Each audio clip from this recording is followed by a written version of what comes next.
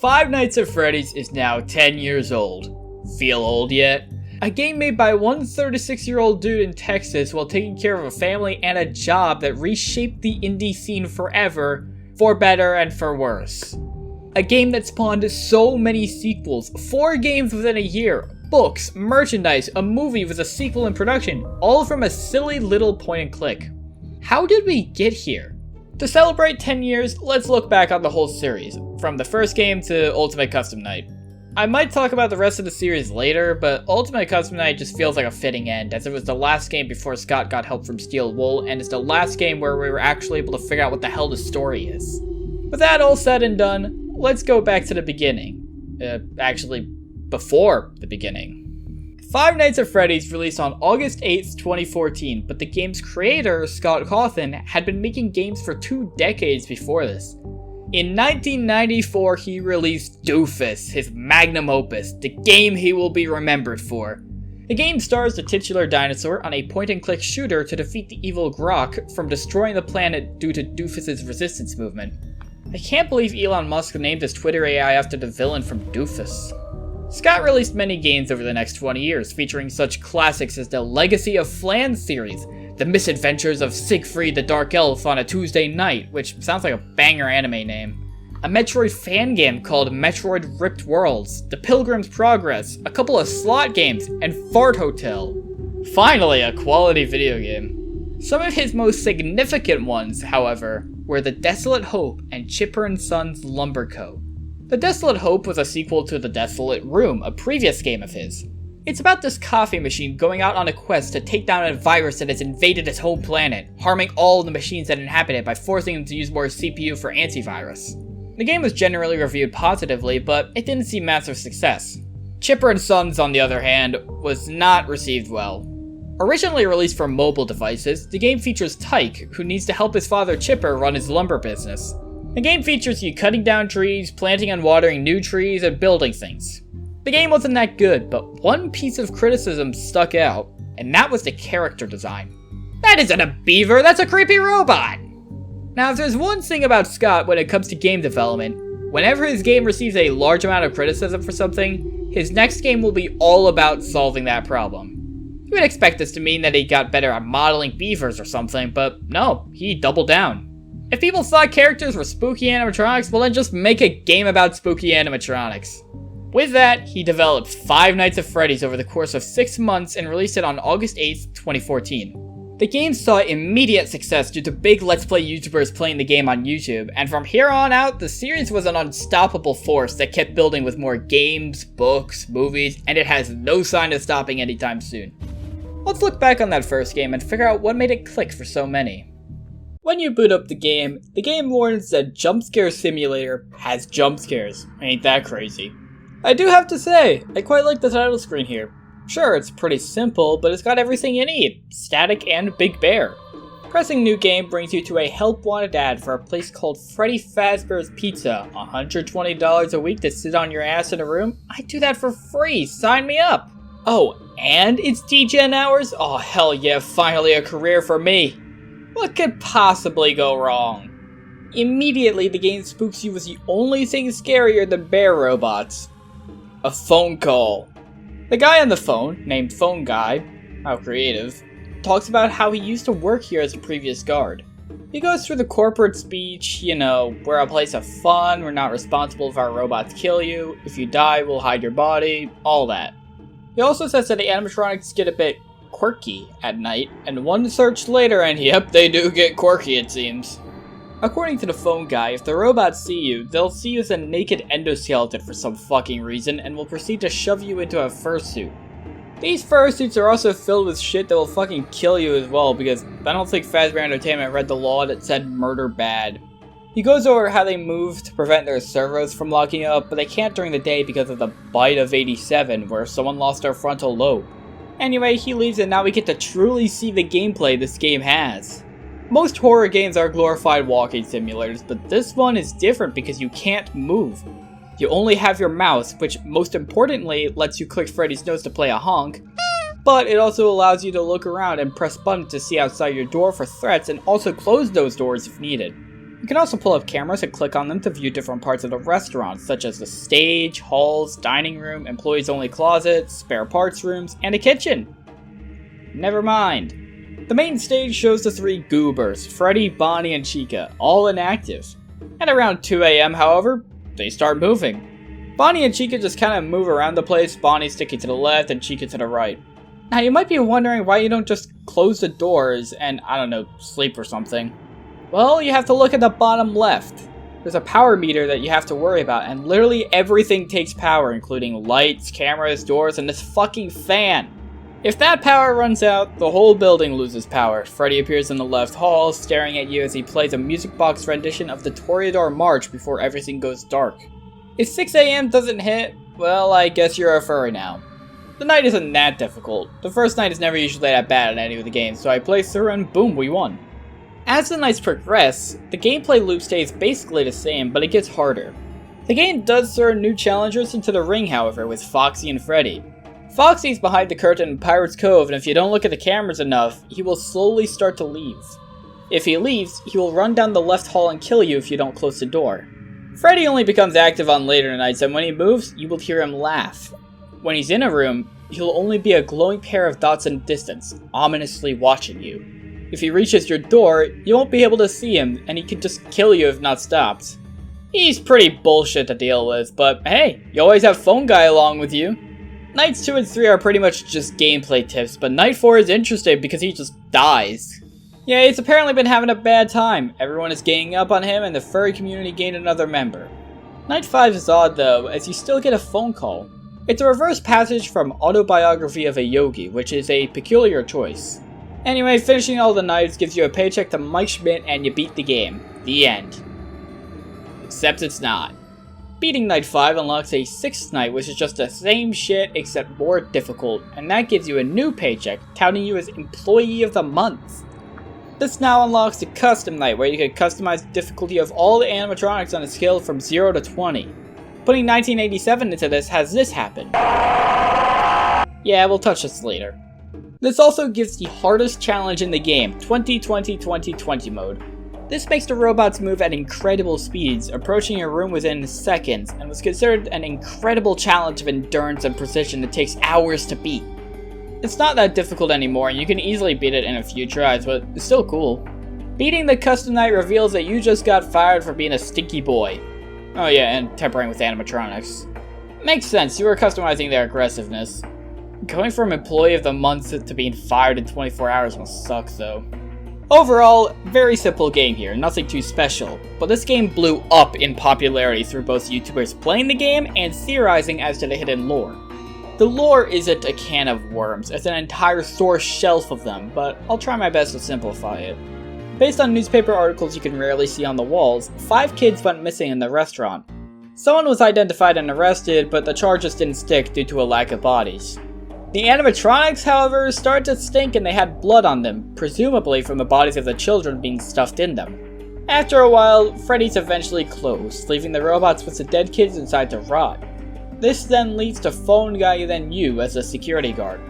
The robots attack out of anger and they are possessed by the spirits of the children trapped in the machines. But what about that last child? 4 robots, but 5 dead kids. Where's the last kid? Well, on rare occasions, this yellow bear, slumped over and lifeless, will appear in your office. If you pull up the camera, he goes away, but if you don't, you get jump scared and the game crashes. This mysterious entity, named Golden Freddy for obvious reasons, is where the final body is hidden. That's all the lore for this game, and given the size of the game, it's pretty good. Having little secrets hidden for you to dissect and understand what happened, but still leaving questions open, such as who the killer was, who is Golden Freddy, and what was the "It's me" text. Who's me and why do we know him? With the massive success of this game, Scott was now in with game development, making bank and very quickly making sequels. Within months, we already had numerous teasers for a new game and a trailer for Five Nights at Freddy's 2, and we wouldn't have to wait long to get the game. Five Nights at Freddy's 2 released on November 11th, 2014, only 3 months after the first. Booting up the game puts you in this weird cutscene. To the left is Chica, to the right is Bonnie, and you are Freddy, looking out at the dining room for the first game. It abruptly ends with an error on the top left. The title screen now has 3 animatronics, with new versions of Bonnie and Chica looming over Freddy's shoulder. They also sometimes turn into old, withered versions of their original animatronics. Pretty cool. The newspaper welcomes you to the new Freddy Fazbear's Pizza with even less money. When you get plopped in the office, you have Phone Guy on the phone again to run you through everything. I'll address this later. He talks about how you should forget about the old location and the negative reception of the company after whatever happened there. These new toy animatronics have a bunch of safety features in place to make sure nothing bad ever happens again, so no more murder. Of course, these systems have kinks, and yep, they sure do. There was a guy who worked here before us, but he was switched to day shift because he felt like these robots wanted to kill him. The animatronics apparently tried to enter the office because during the day they wander around to where people are, but you're the only one in the building at night. He goes over gameplay mechanics, then leaves. Once again, you cannot move, and now you don't even have doors. You can still honk Freddy's nose, thank God. You've got lights to check the vents for any danger, as well as the hallway in front of you, but how do you shield yourself from the animatronics? Well, you have an empty Freddy head, which tricks the facial recognition of the animatronics into thinking you're one of them. There's also a music box at the prize counter that the player must wind up to make sure one of the animatronics is at peace. The cameras are largely the same, except the place is bigger and you can use your flashlight in the cams. The new animatronics you get to see are the new toy animatronics of Freddy, Bonnie, and Chica, all plastic and shiny. When Bonnie and Chica approach from the vents, you just put on your mask and take care of them. Freddy approaches from the hall and will enter your office. You just need to put on the mask when he does. Now what's the deal with this music box?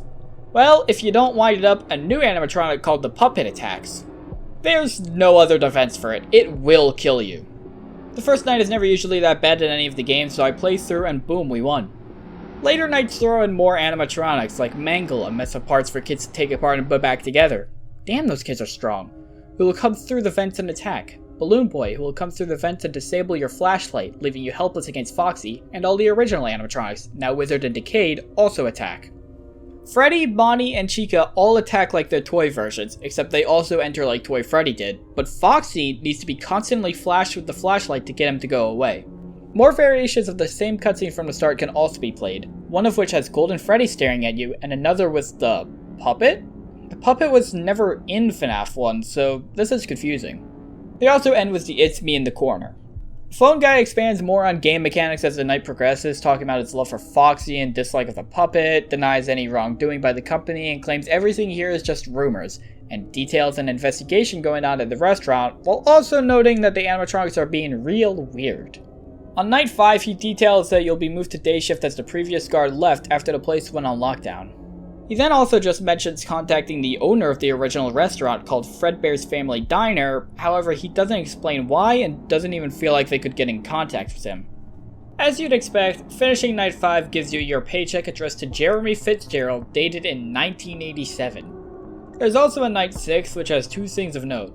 First, Phone Guy details how the place is closed now and they had a spare yellow suit in the back that someone used and now the animatronics are acting strange. The place has one more event, a birthday scheduled the next day, and you will be the day shift guard, tasked with staying close to the animatronics.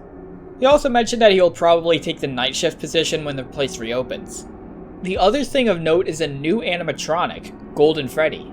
He will appear in the office, where you put on the mask or die. He can also be a head in the hall, where using the light for too long will also kill you. Beating this night gives you a new paycheck and a newspaper saying the restaurant will be closed but may reopen someday. There's also a custom night here with a bunch of preset challenges to try. Beating this gives you a pink slip, firing you for the same reasons as FNaF 1, except this one is addressed to Fritz Smith. That ain't me, what the hell? Yeah, when they said you're moved to day shift, they meant it, so there's now a new guy. One final thing I want to talk about is death. Specifically, what happens when you die. Occasionally you will get some retro minigames that depict some lore. The first one, titled Take Cake, tasks you with taking cake to 6 children as Freddy, however one is locked outside. Eventually, a purple car rolls up and out steps a purple guy who seems to kill the child, then you get jump scared by the puppet. Another, titled Foxy Go Go Go, has a Foxy run from Pirate's Cove to a room of 5 kids twice. On the third run, the purple guy is in the corner, smiling, and all the kids are dead, followed by a Foxy jump scare. The third, Give Gifts, Give Life, has you as the puppet giving gifts to dead children. When this doesn't work, you put the heads of animatronics on each of the kids, giving them life. For one frame, the center has a fifth body, which is then followed by a Golden Freddy jump scare. The final minigame, the Save Them minigame, has you as Freddy following the puppets through the FNaF 2 restaurant. There's dead bodies scattered about, and eventually it just ends. On rare occasions, the purple guy will also be here, who will touch you and crash your game with the text "You can't" in the corner. Each of these minigames have a voice spell out "Save Them" in the background, or something else like that.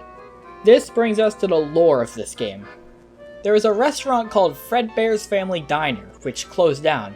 Then there was Freddy Fazbear's Pizza, which closed down due to an incident, presumably the purple guy killing the child outside. The company then reopened and rebranded with new robots, all designed to prevent murder from happening again.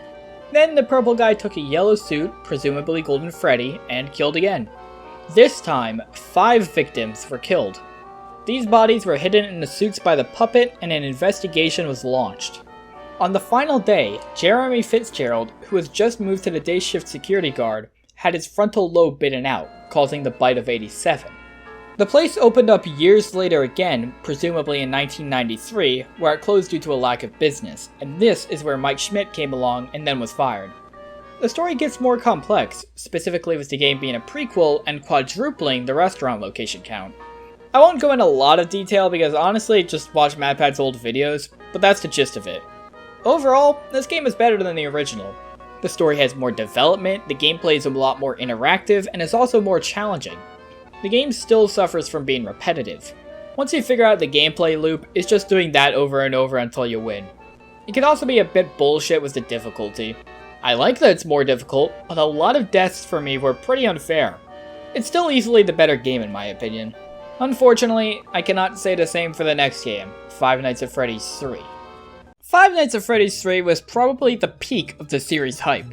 Teasers showing a mysterious yellow rabbit, a trailer, the game releasing on March 2nd, 2015, just 4 months after the last. Scott was speedrunning game development. Booting up the game has a title screen with our new animatronic Springtrap chilling and tweaking. It also has probably the best menu music in the entire series as well. The newspaper this time is advertising a horror attraction at a theme park based on the spooky events of Freddy's. Now, I'm no expert, but making a funky theme park attraction based on a tragedy would be pretty weird. Ah yes, a haunted house based on a mass shooting, let's do that! There's a different guy on the end of the phone now, Phone Dude! He talks about all the new things he got. Like Head. There's some new drawings, props, and now you're a part of the attraction, starring as the security guard, how fun. He does threaten to force us to become a furry, which is absolutely terrifying. He tells you to get used to all the green around you, then leaves. You got cameras, vents, a button to play a Balloon Boy laugh in a room, and to the left you have a nose to honk, and a panel with a bunch of shit on it. You can reset the audio, which was the Balloon Boy laugh, the cameras, or the ventilation if any of them go down.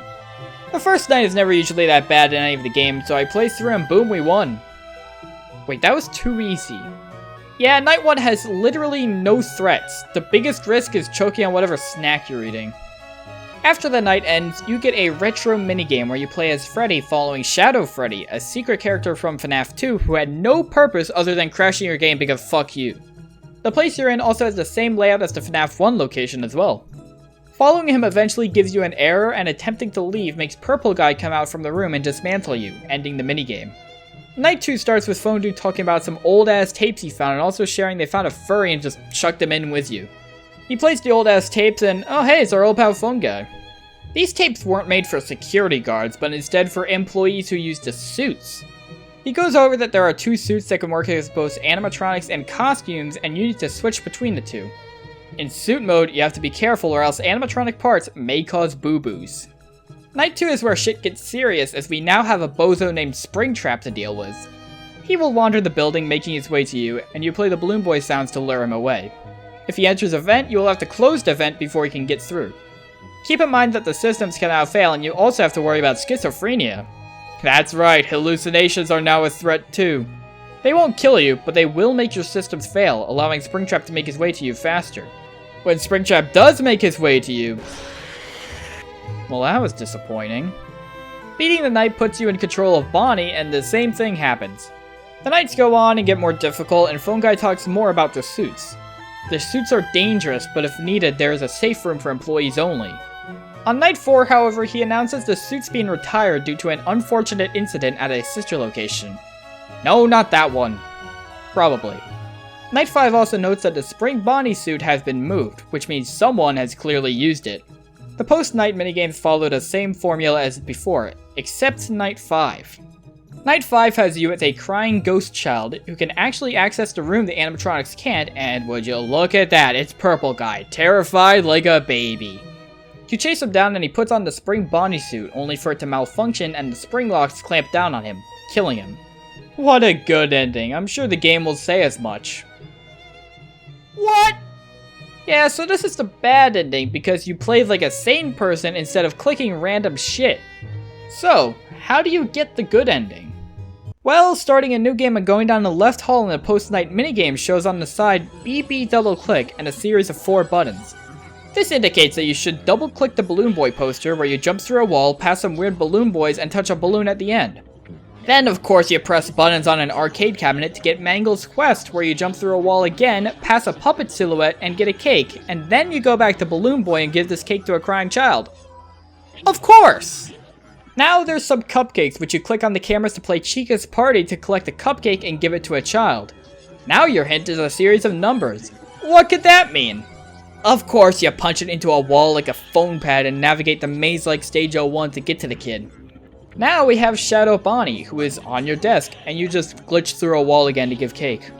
We're not done yet, as this puppet poster can be clicked on to get to Happiest Day, where you give one final cake and all the spirits are put to rest. This now gives the good ending. What the fuck? Yeah, I don't get it either, but hey, we got a good ending. There was also a Night 6 called Nightmare, where you go through and get told on the phone that safe rooms are being sealed for budget restrictions. Now, I don't know shit about business, but I feel like it would cost more money to seal them. Not like some kids died there or something. What the hell, Fazbear? Beating the night reveals the place burned down. Whoops. Brightening the image also shows that Springtrap survived because of course the bad guy lives.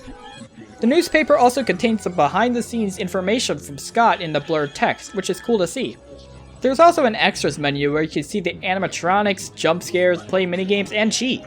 Fast nights make nights go faster, no errors prevent systems failing, radar tells you where Springtrap is at all times, and aggressive makes Springtrap move faster because fuck you.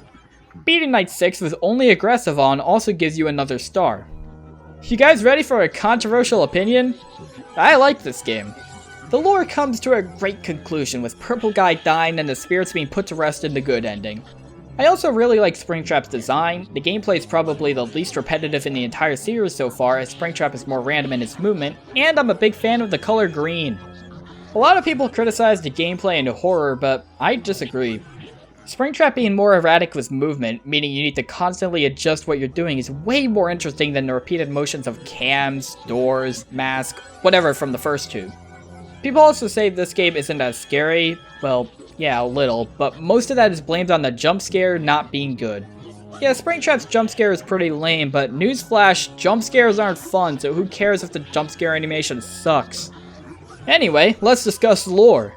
So the story here is that everything was right up to this point, but after FNaF 1, Purple Guy went back and dismantled the robots. Why? I don't know, he's bored or something? The spirits attack and he gets sealed away in the back room for 30 years. That is, until some bonehead decides to make an amusement park attraction and chucks the rotting corpse furry into the place. After a week, the place catches fire due to shit wiring, and that's the end. The series has come to a close, and what a good ending. What do you mean there's a FNaF 4? Scott heard that people weren't scared by FNaF 3, so he decided to make a whole ass game to make up for it. He started teasing about a new game with some freaky looking guys all asking, was it me? The game was slated to be released on October 31st, oh I can't wait until then. It is now July 23rd, 2015, and oh hey look, the game is out. Look at this title screen, we got some spooky little shits and a house off in the distance. Starting a new game shows you our new pal, psychic friend Dreadbear. He's a little plush Fredbear who talks to you about not being scared. Buddy, have you seen the genre of game you're in? You then play as a crying child named... nothing. He has a mental breakdown and is just told, womp womp, better luck next time. Now we get into the gameplay. What the hell is this? To the left and right, you have doors that you can move to by dragging your face along the ground. You can flash your light out into the hall or close the door. You have to listen for breathing to know which you should do, closing the door if there is and using the light if there isn't. There's also a closet in front of you that isn't in use yet and a bed behind you where you can honk to Freddy's nose. More importantly here, these nightmarish little freaks called Freddles will pop up on your bed and you need to hold your flashlight on them to make them go away. The game is a complete departure from previous games due to the change in environment, and honestly it might be scarier as a result. The other games have you as an adult working in a small office, which is scary, but to me, having the threats outside your door as a child makes it scarier and opens up the questions of, are these guys even real? Couple this with the gameplay mechanics and you're on edge at every moment. Now the gameplay mechanics themselves are not so fun. The game relies on a lot of listening, both to footsteps and breathing at the doors.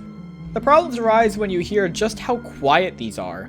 They're incredibly quiet and very easily drowned out by all the other million ambient sounds. The breathing especially is a problem, as you can get away with not hearing footsteps, but you cannot say the same for the breathing. The breathing can be very quiet at times, can take a moment at the door to even play, and even when you're at the door, the animatronics can walk up to the door and jump at you still, and you might not even done anything wrong because they only moved up half a second ago.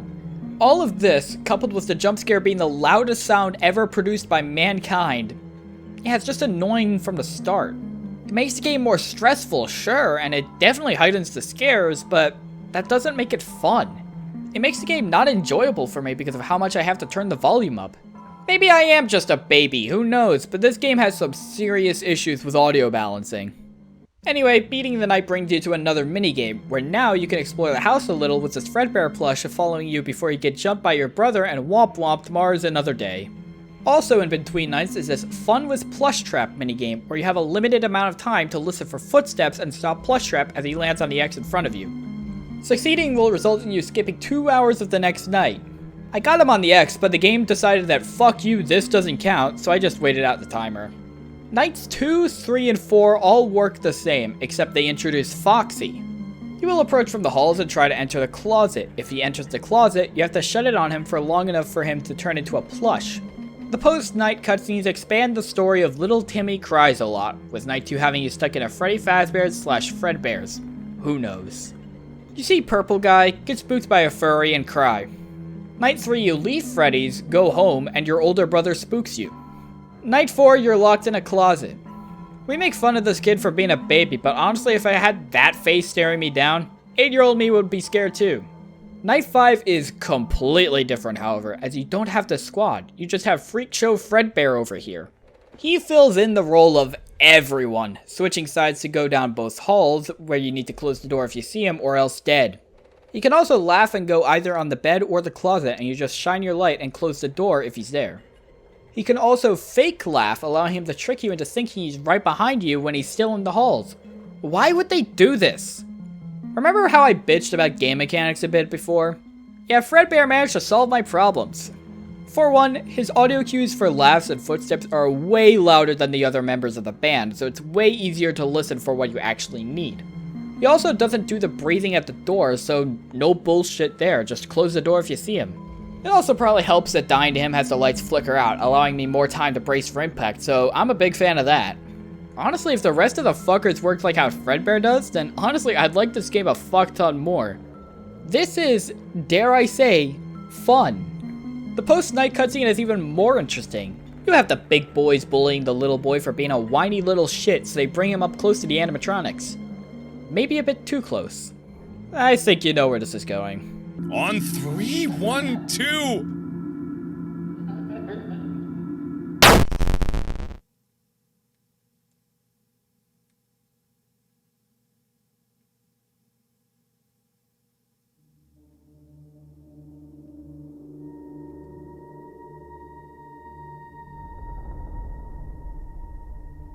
Was that the bite of 87? No, that was the bite of 83, not 87. Yeah, confusing, but that's just how the series goes. Night 6 goes back to the gang, but they're all cast aside for Fredbear at 4 AM. Beating this knight gets the crying child in front of all of his plushies. They, who I assume represent the brother, all apologize, then psychic friend Fredbear makes a promise to the boy. You're broken. I will put you back together. The boy then fades away as a flat line plays in the background. He's dead. So sad. Anyway, Nightmare nighttime. It's the same as Night 6, except now at 4 AM you get Nightmare, who works just like Fredbear, except way more aggressive.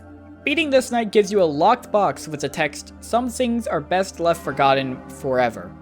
There's also a 2020-2020 challenge by typing in 2020-2020 in the extras menu, but that's the main bulk of the content. There's a couple of other things like some making of the animatronics, but that's about it for FNAF 4. At least it would be if it weren't for the Halloween update. The Halloween update released for this game on, well, Halloween. This update had some reskins of the animatronics for the Halloween theme, being Jacko Bonnie and Jacko Chica. They even changed the cupcake to a little pumpkin. Who's a good little pumpkin? Who's a good little... Not you, it seems. Some other animatronics were completely replaced, with Nightmare Foxy being replaced by Nightmare Mangle, Plushtrap being replaced with Nightmare Balloon Boy, and Nightmare being replaced with Nightmarione. They even play the garbled radio noise for Mangle and Music Box for Nightmarione. How adorable. My life is even harder now. Oddly, Nightmare Freddy and Nightmare Fredbear didn't get any changes. I guess Fredbear needed to stay consistent for plot reasons, but come on, give my boy Freddy some love, Scott. It also came packed with some cheats, those being a map, fast nights, and a danger indicator telling you when to close the door. There's also extra challenges for the masochists out there. Blind mode makes you unable to see, Insta Foxy put Foxy right in the closet, Mad Freddy makes Freddy really aggressive, and All Nightmare makes Nightmare stick around the whole night, which I actually quite like attempting. I feel like I expressed my feelings toward this game on a gameplay level enough already for you to know that I hate the core 4, but love the Nightmare and Fredbear mechanics. But what about the lore? The lore for this game is... fuck it. It's all just a dream or something. Yeah, I don't know what the hell is up with this game, and frankly, I don't think anyone knew then or even now. You have this bite that you would think is the bite of 87, but no, it's actually the bite of 83. You have this kid who saw something, but what did they see? There's an empty girl's room. Who does this belong to? Why does the house in the minigames not line up with the house in the gameplay? And before you say it's a hospital, I've got a rebuttal question. What kind of hospital looks like this? This game is a mess with storytelling for what is supposed to be the final chapter and has been retconned like 3 times, so who fucking knows what's going on here? I didn't even mention the Fredbear plush. Is it real? Is it possessed? What the hell is its problem? People wanted clarification and answers, so Scott began work on another game. However, the next game wasn't one people were expecting. Scott's website, scottgames.com, had this big thank you image with all the animatronics, and it was cute. Thing is, it just kept getting cuter and cuter and cuter, and what the fuck is a FNAF world? A trailer soon followed showing an RPG starring the Freddy crew. This will drastically affect the timeline. The game was released on January 21st, 2016, and fans were livid. Scott making a spin-off? How dare he? Game was quickly delisted, refunds were encouraged, and the game vanished. That is, until May 13th, when the game was re-released on GameJolt, this time for free and with added content. Booting up the game gives you 2 dots telling you that this is a safe place and I will put you back together. Oh my god, he said the thing! We have 2 difficulties, normal and hard, and 2 modes, adventure and fixed party.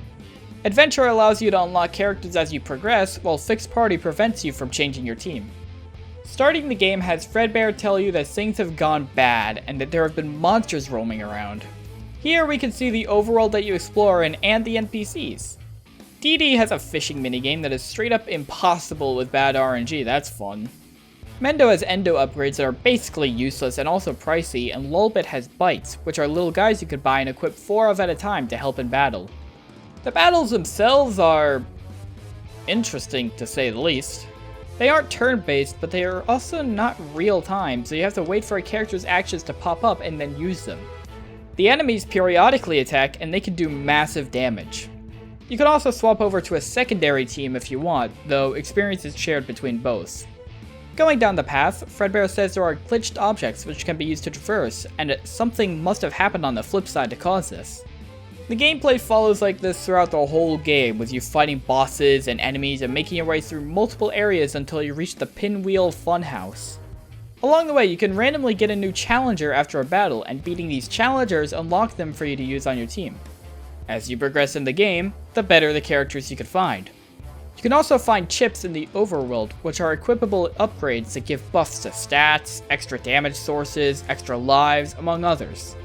Once you reach the funhouse, Fredbear tells you there are 4 buttons that must be pressed to deactivate the barriers to the security owl. Going around and beating bosses to press these buttons finally gives you access to security, who beating allows you to access the tent in the back. Here you get some text talking about how your accomplishment doesn't mean anything because you played on easy mode, and as such, someone is still in control. If you get here on hard mode, you unlock the true final boss, Scott calls him himself. He rants about how fans keep asking for more and more and he's sick of it.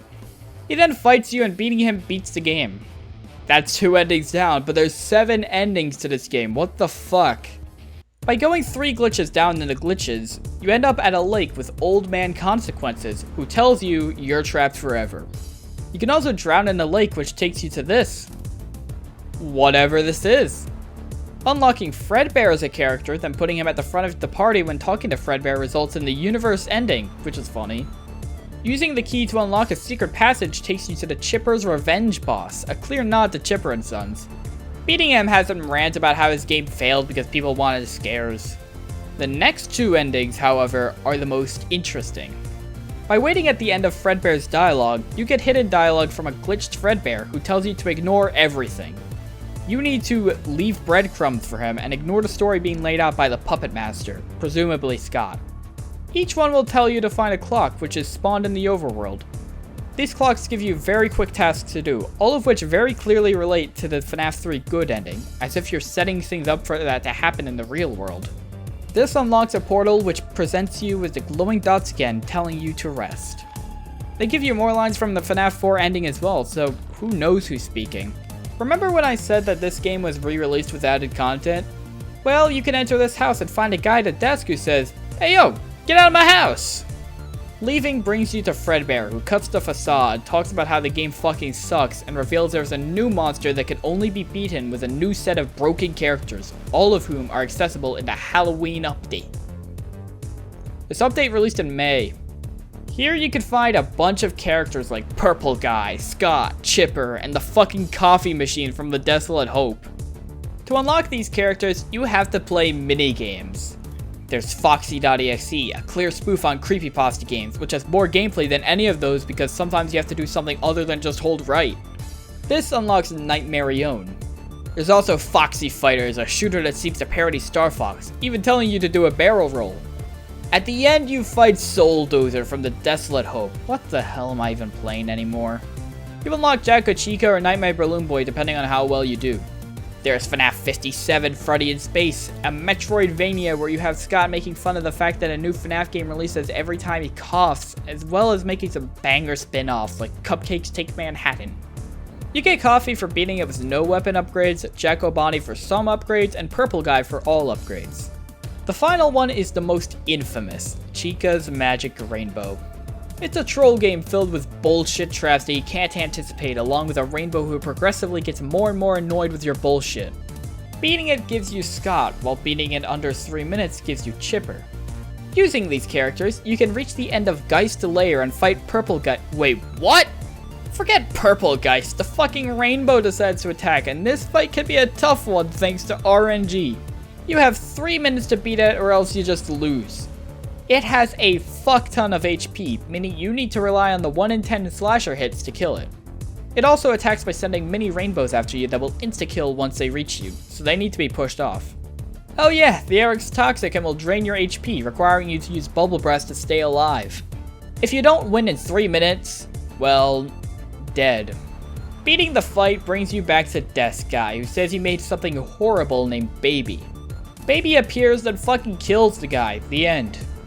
This game is definitely the most unique game I'm talking about today. It's fun, especially the Update 2 minigames, but the way the battles are structured, I feel makes it out of your control what happens. Sometimes you can't do anything and your healer dies, and that's annoying. I like the different endings though, and the lore ramifications are still not fully understood, I believe. Like, it's a non-canon spin-off that directly relates to the FNAF 3 good ending and the FNAF 4 ending. What the hell is this? Even the FNAF 4 box is opened in the game files. Nowadays it's looked back on more fondly, but again, people hated this game when it was released.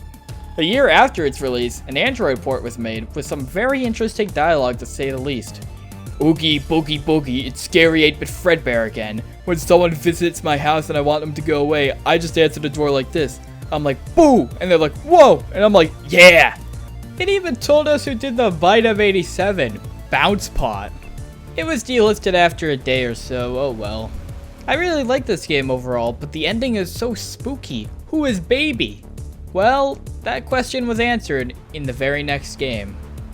Five Nights at Freddy's sister location once again had teaser images for it, but this time, the damn code of the website also had shit. Chica's Party World, which was never seen again. Afton Robotics, some schedule, and then the game was cancelled. You could brighten up the image, however, and it was just a gas leak. The game released on October 7th, 2016, though the day before Scott released a troll game, which is actually a trend for him to do. Booting up the game, you get a conversation between two men, one named Mr. Afton, about the new animatronic Baby and her design choices. They then kill the guy at the piano. Starting a new game has the voice of a young girl asking her dad to see her.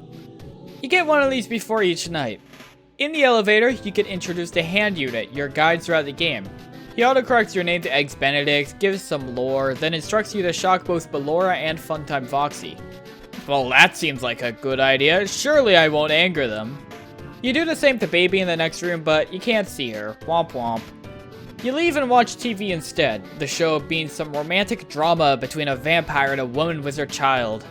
A lot of people theorize this is significant to the lore, but I think it would be funny if it has no significance other than being something fun between nights. Night 2 has an angsty teen instructing you. The shocks don't work and now the power's out. Baby starts speaking about how she doesn't understand why someone would work there. Finally, someone with sense. Hiding under the desk, I fight off little shits trying to open up, then get instructed by Baby that I need to go through Ballora Gallery and to go slow. Hand Unit comes back and tells me to go fast, but I trust female robot more than male robot.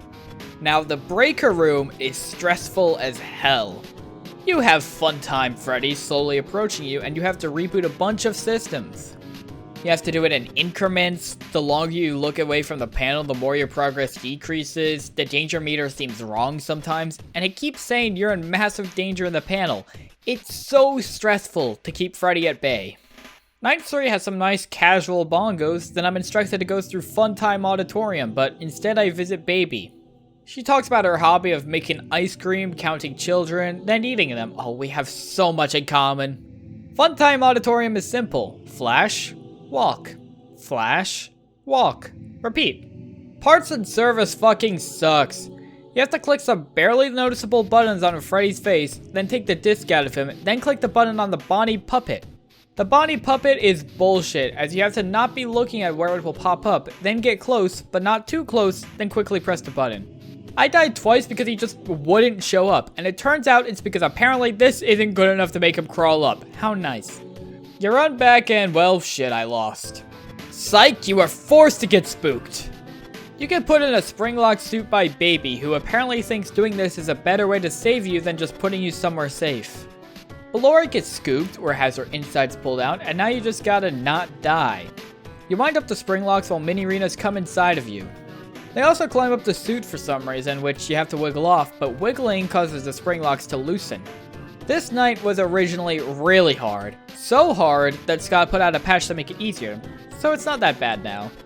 Night 5 has you pick the best gift basket imaginable, exotic butters. And you're instructed to ignore the technician still on site while also telling them to go home. Well, why don't we check on them? Never mind.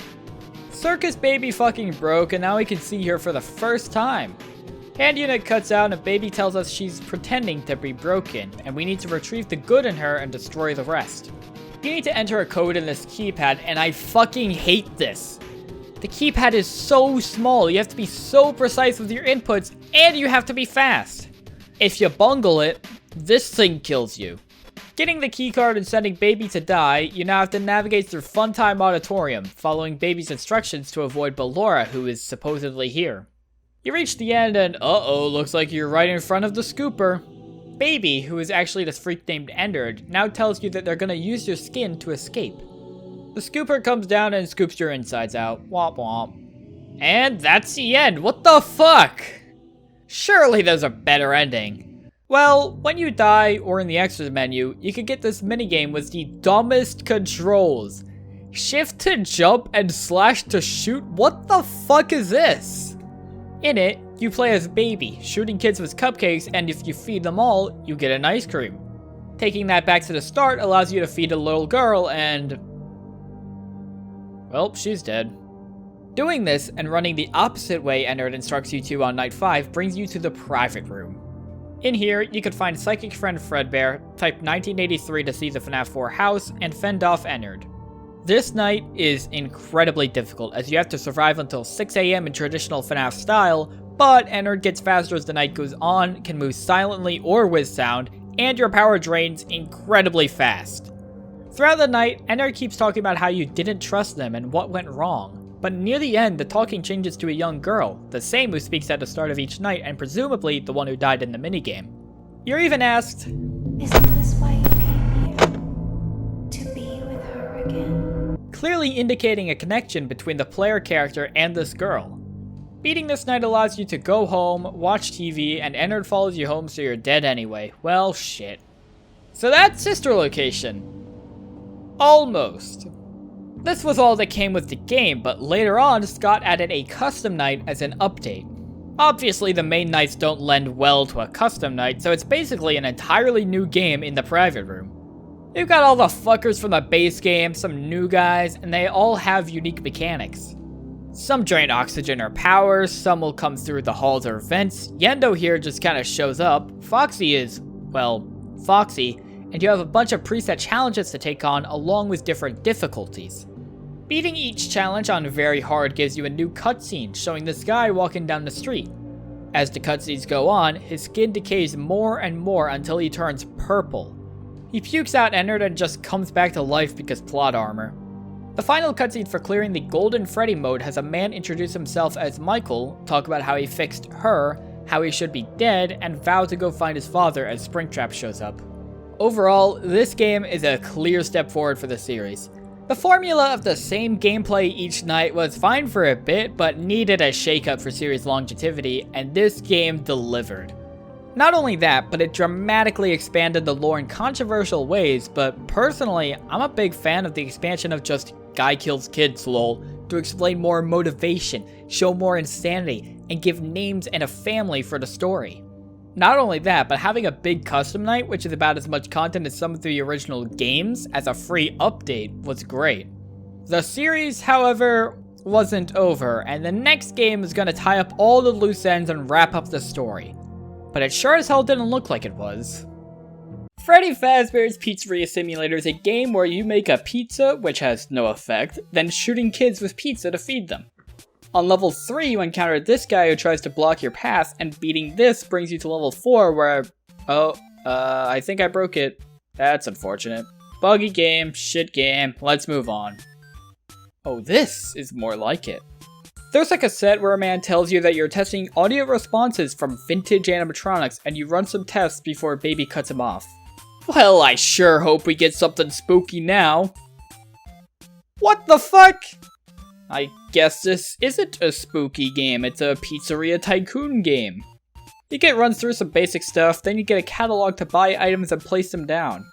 You also have sponsorships you can take for more money, stats you need to worry about to make money or keep the place safe, more catalogs to buy from as you buy more items, and you can playtest attractions you put down. These give you quick little mini games to play that make you extra money based on your performance, though they can only be played 10 times per day. We've got classics like the ball pit, press space if it's the right time there or crack this little guy's spine, Arcade games like Midnight Motorist and Freddy Maze, we'll discuss these later. A candy-spewing robot that can tell some nonsense story, we'll discuss this later. Literal gambling, Foxy Fighters 2, and of course, the clowns. You could also purchase stages to put your own animatronics on. These range from the literal garbage classics of Mr. Hugs and Number One Crate to the mediocre melodies, rockstar versions of the original cast, and this $5 animatronic named Lefty who I'm certain isn't important in any way. And the pricey Music Man, Funtime Chica, and El Chip, the last of whom parodies Chipper. How the fuck are you supposed to afford them? Gambling, of course! Well, this game seems fun. I sure hope it doesn't become a horror game once I finish for the day, and god damn it, it became a horror game once I finished for the day. You need to complete tasks before you can leave, but right next to you are comically sized vents perfect for big fellas to crawl through and eat your pancreas or something. I don't think the animatronics care anymore about stuffing you in suits. There's upgrades you could buy for your equipment, and some of these are funny to do. Like, I get printing menus from a computer, but how the fuck am I unclogging a toilet right now? You can log off once the tasks are done and go home, except there's one final part of the job. At the end of your shift, you come face to face with an animatronic, whom you are instructed to test audio responses, document, and shock if needed. You get paid for this, but you always have the option to chuck them outside if you don't feel like dealing with it. If you go through with the salvage, you have to pay close attention to their movements and sounds, or else they'll jump scare you and they get into your pizzeria, and you don't get paid. If you succeed, they get in, but you get money. Throwing them out doesn't mean you're safe, however, as they can get in if you have any risk. Day 1 gives you Molten Freddy, the remnants of Ennard from Sister Location. Day 2 has Scrap Trap, old peanut head Willie A over here. Day 3 gives Scrap Baby, baby after being booted out of the Ender Club. And Day 4 has, oh hey look, it's the $5 animatronic who I said wasn't important in any way. After this, your money is tallied up and you see if you get any lawsuits. If you did, you have to look through them and either fight them in court or settle them. Settling costs more, but fighting a lawsuit could be more costly if you don't win immediately.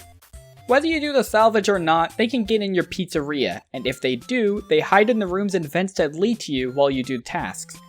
You have a couple of tools to take care of them, a flashlight to prevent them from entering the office, an audio lure to lure them away, a motion detector to see where everyone is, and silent ventilation to keep the room cool without making noise.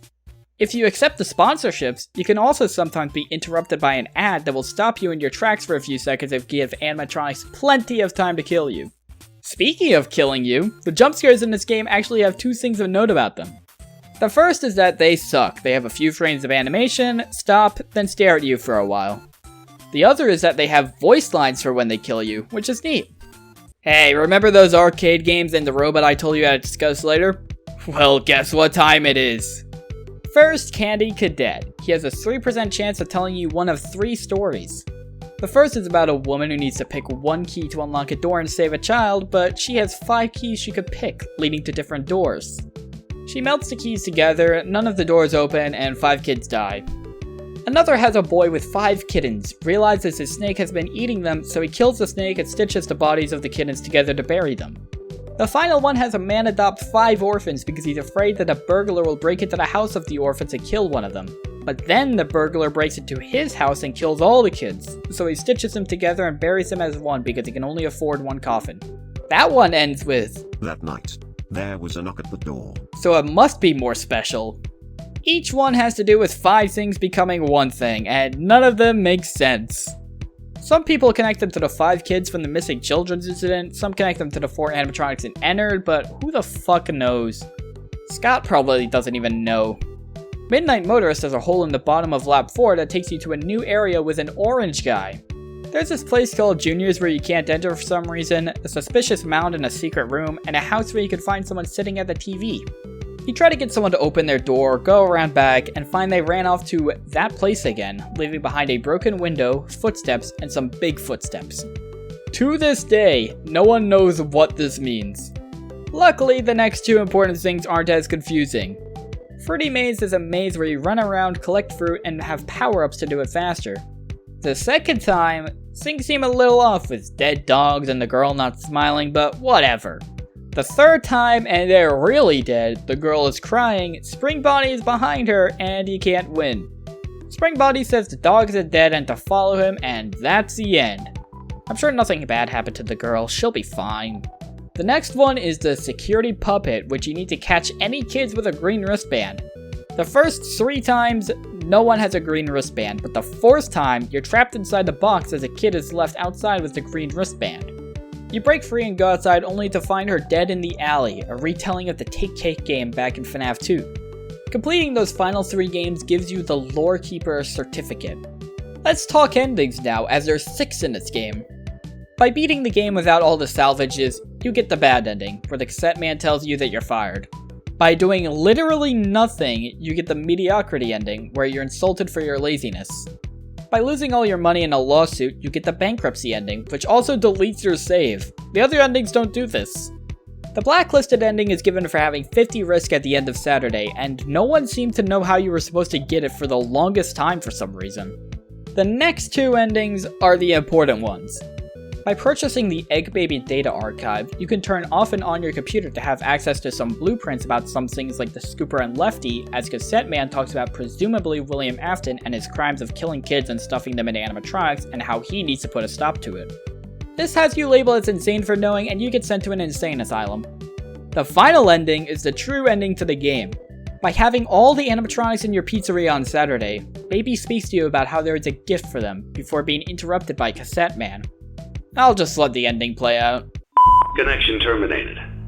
I'm sorry to interrupt you, Elizabeth, if you still even remember that name.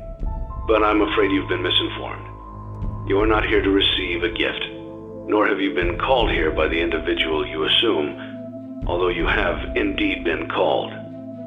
You have all been called here, into a labyrinth of sounds and smells, misdirection and misfortune. A labyrinth with no exit, a maze with no prize. You don't even realize that you are trapped. Your lust for blood has driven you in endless circles, chasing the cries of children in some unseen chamber, always seeming so near, yet somehow out of reach.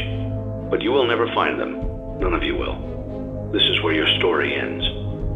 And to you, my brave volunteer, who somehow found this job listing not intended for you. Although there was a way out planned for you, I have a feeling that's not what you want. I have a feeling that you are right where you want to be. I am remaining as well. I am nearby. This place will not be remembered, and the memory of everything that started this can finally begin to fade away, as the agony of every tragedy should. And to you monsters trapped in the corridors, be still, and give up your spirits. They don't belong to you. For most of you, I believe there is peace, and perhaps more, waiting for you after the smoke clears.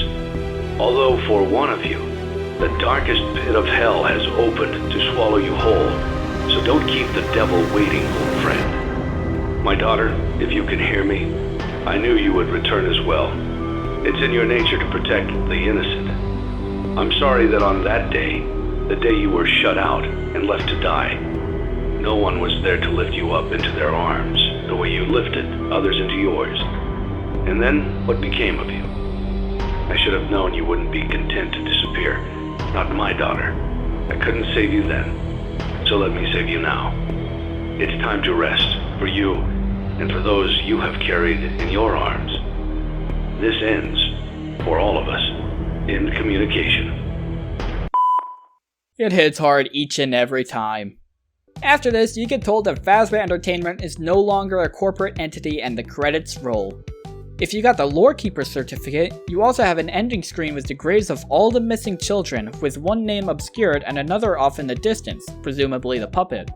This game is honestly my favorite in the entire series. The Pizzeria Tycoon part is just so fun, with attractions to put down and minigames for every attraction to play. I would play the fuck out of an expanded Pizzeria Tycoon like this. Not only that, but it finished the story in a satisfying and grand way with tying up all the loose ends. Sure, the task section is a bit dull, but honestly, so is the gameplay in the rest of the series. This game is wonderful, a truly great experience, and did I mention this game is free? This game is free! The ending to the series, for free! While the story was over, Scott wanted to make just one more game, one little bonus game for all of us. Ultimate Custom Night was originally going to be an update to Pizza Sim, much in the same vein as its sister location. However, it became so big that Scott had to make it a separate release. UCN was released June 27th, 2018, and this was a final challenge gauntlet for people who stuck through until the end. 50 animatronics across the whole series coming for your ass, each customizable on their difficulty like in previous custom nights. Booting up the game first has Scott pull a little troll. Very funny. You're immediately presented with the full roster, a list of challenges, power-ups, unlockable offices, and some fast options to modify everyone's difficulty.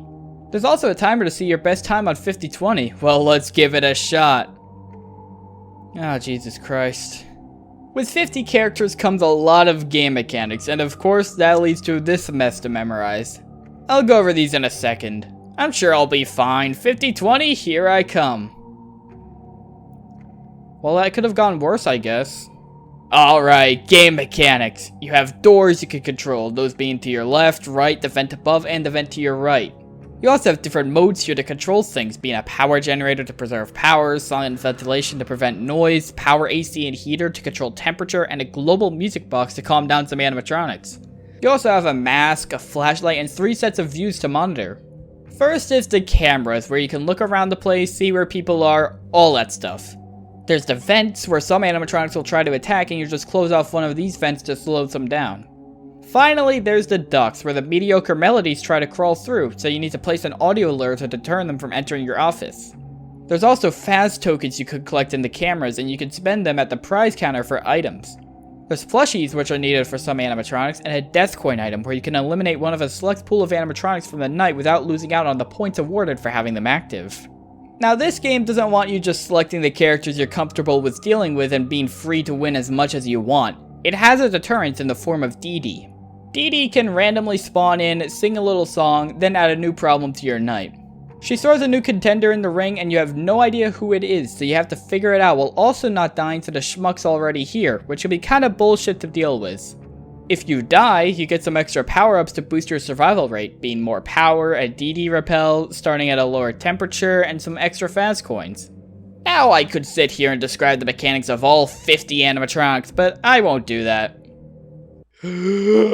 Freddy goes down the left hall, close the door on him when he gets close, but he's also pushed away by the heat. Bonnie and Foxy share a pirate's cove, and you can use the figure on the desk to tell who's in there. Foxy needs to be watched to keep him at bay, while Bonnie will disable cameras if you view him. If Foxy escapes, he assembles himself in your office before killing you. Chica is in the kitchen listening to the music box. Either change the song when she stops playing with pots, or use the global music box to keep her away. Toy Freddy plays a minigame of FNaF, and you must make sure he doesn't die so he doesn't kill you. Toy Bonnie, Wither Bonnie, and Toy Chica will come into your office, and the mask makes them go away. Mangle, Wither Chica, Springtrap, Ennard, and Molten Freddy will try to enter through the vents. Balloon Boy and JJ enter through the side vent. If they enter, Balloon Boy will temporarily disable your flashlight while JJ disables doors. The puppet requires you to wind the music box or use the global music box to keep him happy. Golden Freddy can randomly appear in your office, but putting on the mask or opening cans makes him leave. Phantom Angle and BB can appear on cans, and not closing it in time causes an audio disturbance and a jump scare respectively. Phantom Freddy requires you to shine your light at him or else he will jump scare. Heat makes him spawn faster. Nightmare Freddy works in a similar way with his Freddles. Nightmare Bonnie, Baby, and Nightmare Mangle all require you to buy their plush from the prize counter when they appear in the right hall. Nightmare Fredbear and Nightmare can appear on your doors as glowing dots, requiring you to close the door. Jacko Chica will appear in both halls as the office heats up, and we will have to close both doors, but this doesn't work over 100 degrees. Nightmare Ion will kill you if you hover your mouse over him. Nightmare BB will kill you if you shine your light at him while he's sitting or flip up cans while he's standing. Old Man Consequences requires you to catch a fish correctly when he pops up or else you're locked out of cans. Ballora will come down a hall and you have to listen for which one to close. Funtime Foxy has a show at a certain hour and you must be viewing their cam right as the hour changes. Trash in the game just kinda are annoying. Helpy requires you click him or else you will make an audio disturbance. All the mediocre melodies go through the ducts and audio alerts and heater push them away, except Orville isn't fooled by audio and Happy Frog is immune to heat. Rockstar Freddy will ask for 5 coins or you could just use the heater. Rockstar Bonnie will appear in your office and you need to find his guitar in the cameras. Rockstar Chica may enter from either hall, but clicking on the wet floor sign to send it to the same side as her prevents her from entering. Rockstar Foxy has a bird. Clicking it as it passes can give you some help, but the higher his AI, the more likely he'll just kill you. Music Man will kill you if you're too loud. L-Chip will bring up an ad that you need to close to continue. Funtime Chica makes me feel things, making it harder to win. Scrap Baby appears at your desk and you either shock her once she moves. Scrap Trap will appear once a night and you just close the right vent when he makes the ruckus. Lefty gets pissed at noise and heat but can be soothed by the global music box. Phone Guy could start ringing and you must mute him or else he will cause a lengthy audio disturbance. And that's all the characters, except I lied and there's actually like 6 more that can't be activated manually, only through Dee.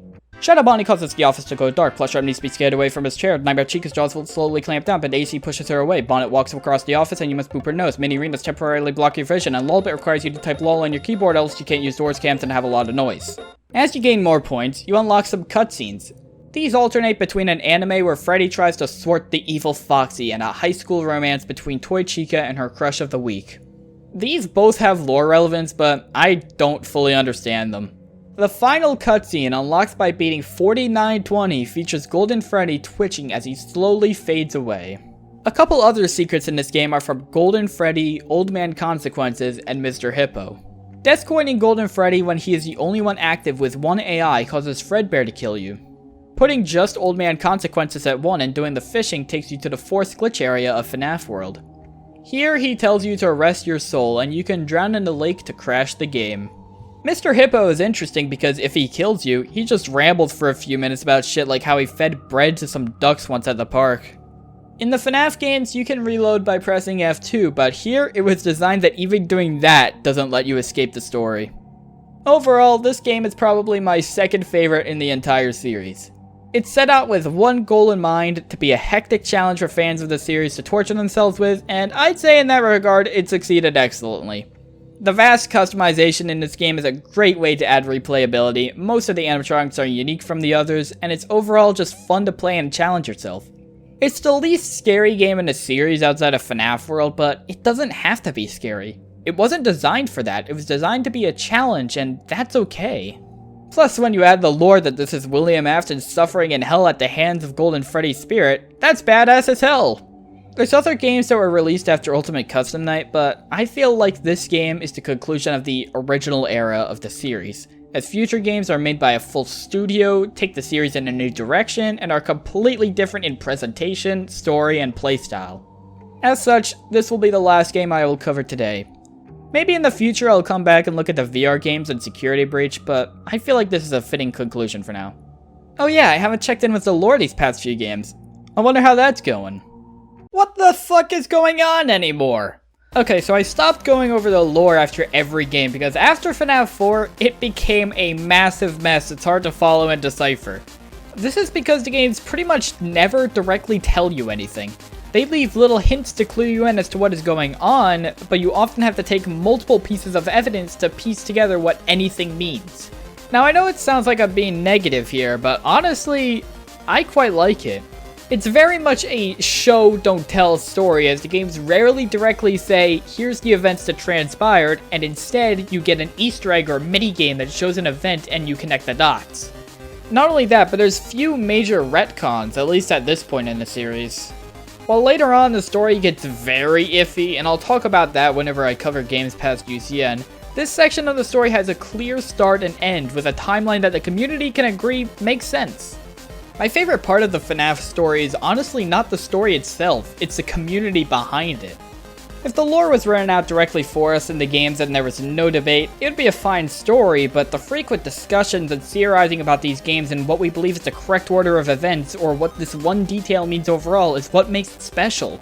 It's a massive puzzle where Scott hands us the pieces and it's up to the fans to work together as a team to put it together. The pieces are in place for us, all we have to do is find them.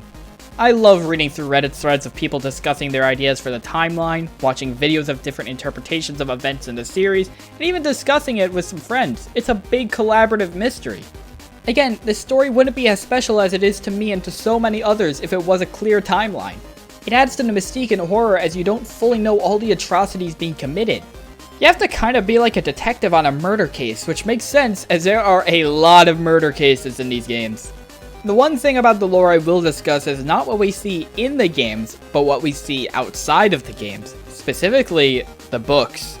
Up to the point we're covering today, we have a novel trilogy and an activity book that are lore relevant. The original novel trilogy is a series of books set in a different timeline, however they have a lot of clues to fill in what's going on in the game timeline. For example, it's here where we originally learned the name of Purple Guy, William Afton. It's also helpful in figuring out that the cassette man in Pizza Sim is Henry, co-founder of Freddy's. Moving over to the security logbook, it's completely different. It's a kid's activity book filled with puzzles and oddities from the book's original owner, Mike, and two spirits in the book. The clues in here took a while to put together, but it eventually gave the name Cassidy by putting numbers as rows and columns in the word search, this name being the spirit in Golden Freddy, obscured by grass and Pizza Sim. I feel the way these books handled things is passable. You can solve just about anything in these games without books, and these ones are pretty secondary compared to what's in game. Now again, later games fucked with it to the point where books have like 80% of the lore at best, but for the original saga, it's fine. Plus the books themselves aren't bad, so I can put up with having to read. Maybe I'm just saying that to cope with having to read books, or maybe the entire lore is bad and I'm just coping with the time I've wasted the past 10 years thinking of FNaF lore instead of getting bitches, but I like it. So after all of this, I can say with full confidence that Five Nights at Freddy's is a great collection of games. However, it's one of those games where I feel like I'm getting the same experience, if not better, by just watching a YouTuber play or something. The early games literally are just one repeating gameplay loop, and it gets boring really fast. The later games, however, actually have unique gameplay that makes it more interesting, and they can be quite fun. The scares do wear off quickly in each of the games, and the games become more of a challenge game to test your clicking precision, reaction time, and skill. This isn't a problem, it's natural that eventually the scare just wears off, it just kinda changes what makes the games interesting partway through. It's a series that honestly got lucky to get off the ground, but it has definitely proven its worth as a series and has touched the lives of millions around the globe. I guess if you really want to know how good or special a game is, there's no better place to look than what it inspired. These games spawned a bunch of fan games, which started out as, let's just make the first game again, but with different fuckheads trying to kill you, but after that, they became their own unique experiences, making their own gameplay, stories, hell, a lot of them could probably be packaged as their own games at this point. In fact, it's been happening with the Fazbear Fanverse initiative, though that has had its issues before, but it's still great to see incredible fan works that feel unique from the original FNaF games that inspire them being sold and treated as their own original games. I won't go into fan games more, that could be a topic for another day, but I think after all of this, I think you can see why these games are so special. It's been a wonderful 10 years. Happy birthday, Five Nights at Freddy's. I'm excited to see what the next 10 years have in store.